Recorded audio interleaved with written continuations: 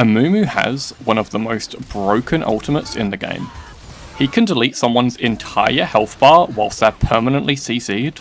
Plus, much like Vayne and Fiora, he even has max health true damage in his kit. Despite this, whether he's better jungle or support, no one really likes playing him. But maybe Amumu would have more friends if he could work as a mid laner. That's why I played 50 ranked solo queue games of Amumu mid. To start, we need to figure out a build. In the jungle, Amumu's core first item is Liandry's with Conqueror as his keystone, and after trying that in a few normal games, I can absolutely see why. Both of these synergize perfectly with Amumu's kit. Conqueror allows him to take extended trades in the laning phase, and it can make him a serious 1v1 threat in most matchups. Building Liandry's first will further increase his sustain damage, however, it also gives him enough AP to one-shot squishies with his full combo.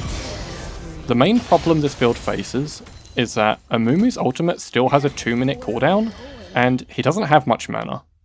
If only there was a cheap mage item that would resolve both of these issues.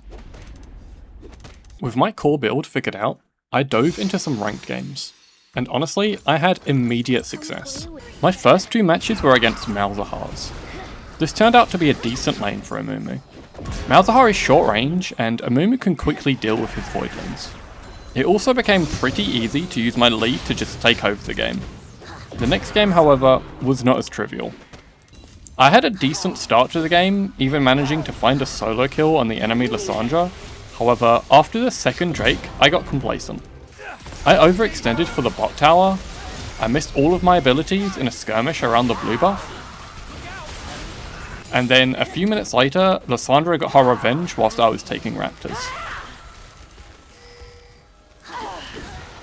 I had fallen pretty far behind in golden items, and even though I managed to hit a 4-man ultimate in the next teamfight, it didn't really do anything. Fortunately for me though, in my next 2 games, I would lane into my favourite matchup, Ahri. If you've watched my Alistar video, you'll know exactly how much I like this matchup, and that hasn't changed at all with Amumu. In fact, I would only lose 1 game against Ahri the entire challenge. In my 5th game, I would finish 21, 3, and 15 whilst making some pretty hype plays throughout the game. Here's an E-predict on the Ezreal, a flash predict on the Pantheon,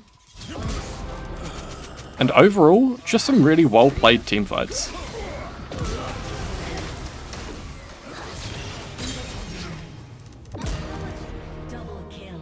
At the end of my 5th game, I had a scoreline of 4 wins and 1 loss, an 80% win rate. My early performance would not stay positive for long though. In my next game, I got completely gapped by a Yone, who managed to solo kill me not just once, not twice, but 3 times before 10 minutes. And by the end of the game, my team were not particularly impressed with my performance. I will admit, some lanes I really struggled. However, I wasn't deterred, and by the 10th game, I still maintained a positive win rate. The same cannot be said, however, over the next 5 games.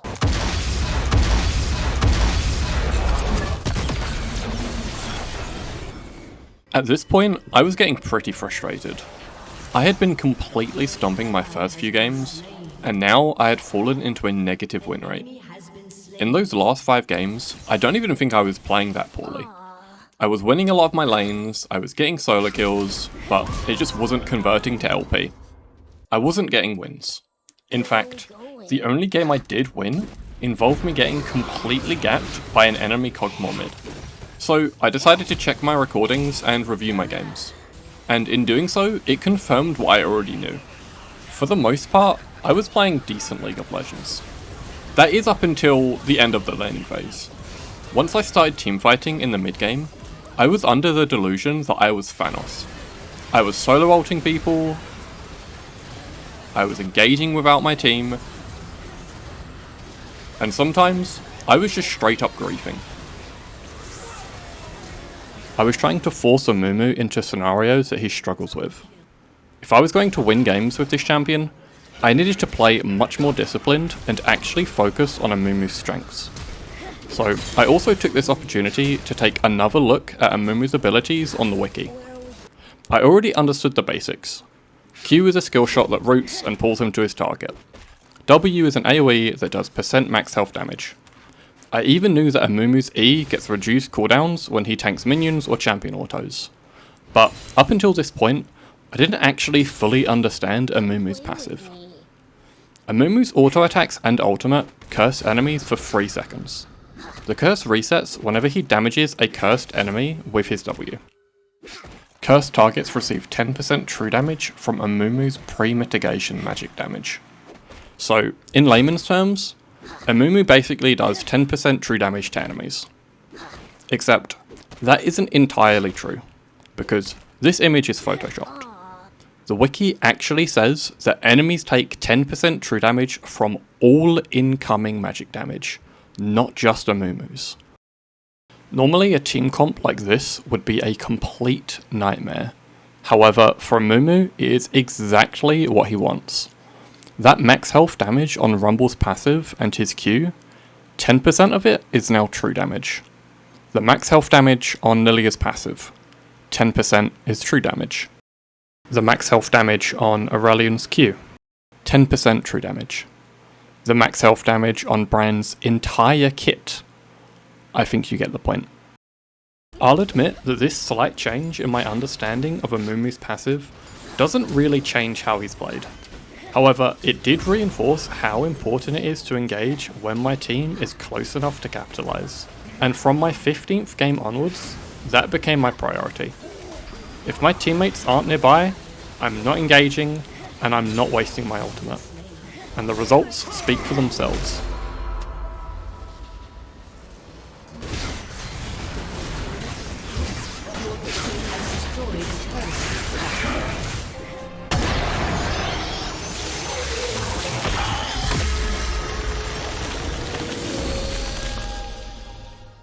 At this point, I honestly felt like I had already proven that Amumu mid is viable.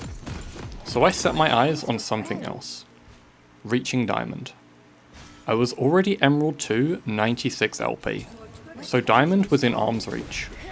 I just needed 5 or 6 consecutive wins and this would be secured as well. And getting that last remaining LP became the only thing that I cared about. I already had 19 wins in just 30 games, and with only 20 games still left to play, there was no possible way I could ruin my Amumu win rate. So I didn't need to review my games. I didn't need to watch high elo VODs or think about improvement at all. I didn't need to worry about anything.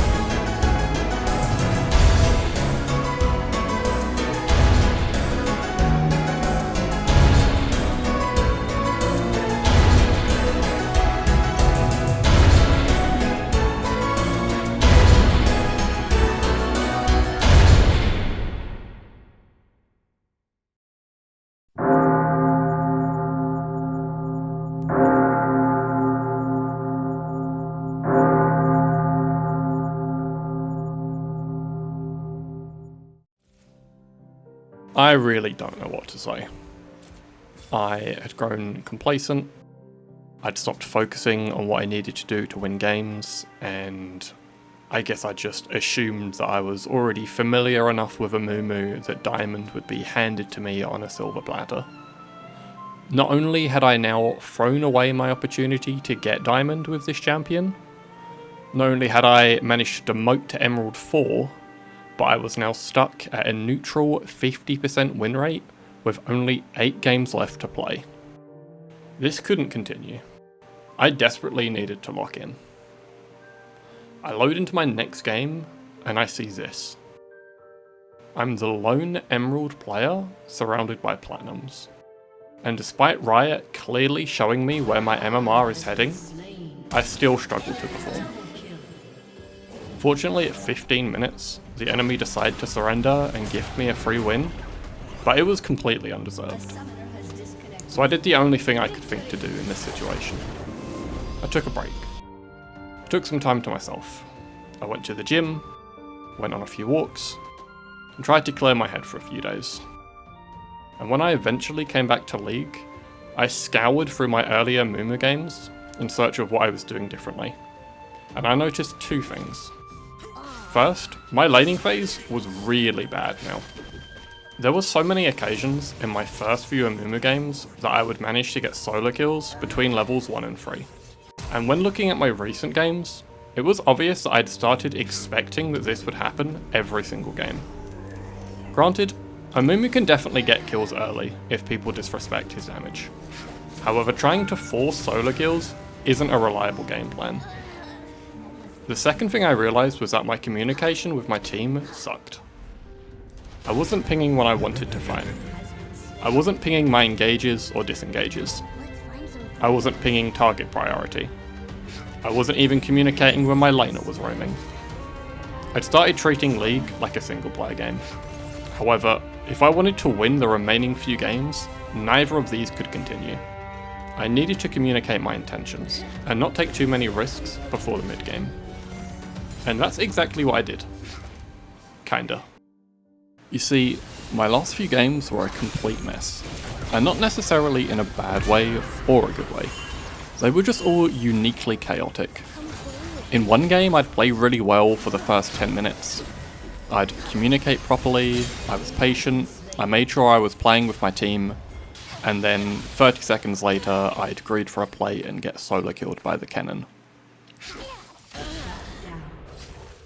In the next game, I somehow managed to get a level 1 first blood against an Echo, but later be completely mind controlled by a pink ward and die to Jarvan.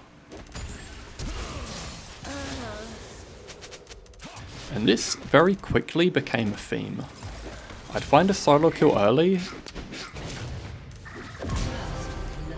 and then do something stupid.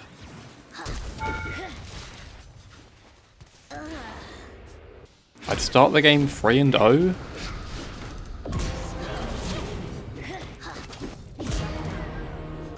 and then randomly get caught in the enemy jungle. As soon as something positive happened, I somehow managed to immediately throw away my lead. And the same was true for the end result of my games. In one game, I was 9-1 at 17 minutes, but ended up losing. In the next game, I was basically completely useless. Oh!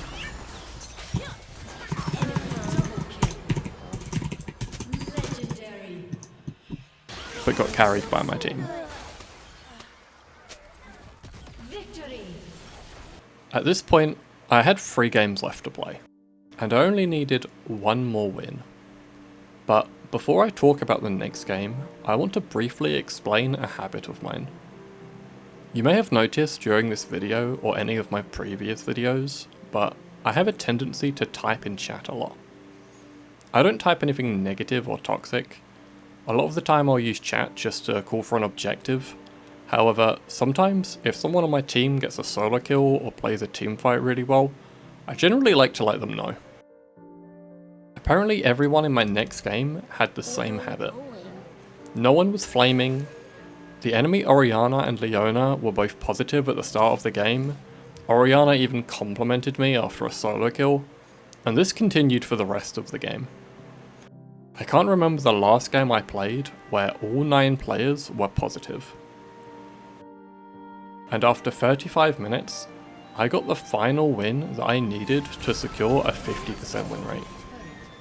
I didn't even really do too much this game. I didn't play terribly, but I'd be lying if I said I didn't get carried by the rest of my team. Despite this, I still got 4 honours.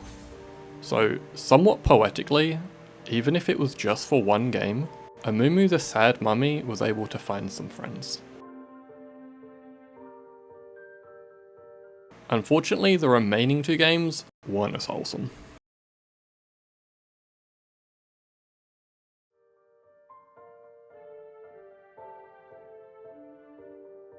I actually had a lot more fun with Amumu than I thought I would. Looking back, I definitely could have had a bit more success. I genuinely believe that at least half of the games I lost would have been wins if I had personally played a bit better, and despite finishing with a 50% win rate, I unfortunately ended with a slightly lower rank than I started with. But, as I said, I still had a lot of fun.